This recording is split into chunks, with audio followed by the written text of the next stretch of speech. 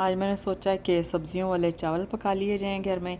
उसके लिए प्याज ब्राउन किए, फिर मैंने जो सब्ज़ियां फ्रीज़ की हुई थी, कटी भी मिल जाती हैं बाज़ार से, वो उनमें डाल के उनको भून लिया। फिर उसके अंदर मैंने चिकन क्यूब डाल दी। एक ही डालनी है वरना नमक ज़्यादा हो जाएगा, क्योंकि दूसरा नमक भी डालना है मैंने थोड़ा सा। तो मैं चूँकि इसको भूनना है, उसके बाद फिर इसमें थोड़ी सी स्पाइसेस करने के लिए ना, हम रेड चिली यूज़ नहीं करते हैं, ग्रीन चिली काट के डाल दी मैंने। ये काफ़ी ज़्यादा हो गई हैं, शायद आपको ज़्यादा लगे, लेकिन मुझे अच्छी लगेंगी।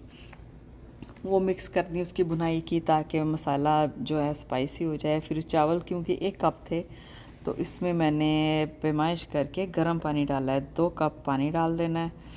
2 कप पानी डाला है, लेकिन फिर मुझे ख़्याल है कि मैं तो सॉफ्ट बने हुए चावल खाती हूँ, तो मैंने फिर उसमें आधा कप पानी और डाल दिया। अब जब तक ये पानी गर्म होगा, मैंने माश की दाल रात को भिगोई हुई थी, सुबह मैंने इसको ग्राइंड कर लिया है। और ग्राइंड करने के बाद मैंने उसके अंदर नमक डाला है, थोड़ा सा ज़ीरा डाला है, और इसको फिर मैंने रेडी करके फ्राई करना है। लेकिन उससे पहले हम देखेंगे कि चावल का पानी गर्म हो गया है।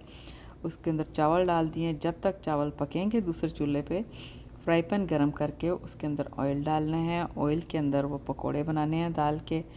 और जो पकोड़े बनाने हैं उनको बड़े एहतियात से रखना है, क्योंकि वो कच्चे ना रह जाएं या जल ना जाएं। बस दरमियानी सी आग में पकाएं, उनको चेक करते जाएं। वो बन जाएं तो उनको फिर दही में मिला कर वैसे ही खाएं। दही में मैंने थोड़ा सा वो दूध डाल लिया था, खट्टा था। इसमें फिर ज़ीरा और नमक डाला है, और फिर इसके अंदर वो पकोड़े शामिल किए हैं। जब तक ये, और इसमें फिर ऑनियंस भी काट के डाल दिए। ग्रीन चिली इसमें नहीं डाली मैंने, क्योंकि ये बाकी लोग भी खाएंगे तो उनको मिर्ची लगेगी। तो मैंने तो वैसे ही खाया था, मुझे अच्छा लगा था। आप लोग भी बनाना और कमेंट्स में बताना कि आपने ट्राई किया है कि नहीं। ये देखें, चावल भी रेडी हो गए हैं, और मैंने इसके साथ रायता खाया है, बहुत मज़ा आया है। प्लीज़ ज़रूर सब्सक्राइब करें मेरे चैनल को, और मुझे बताएं कि आपको मेरी कौन सी वीडियो अच्छी लग रही, कौन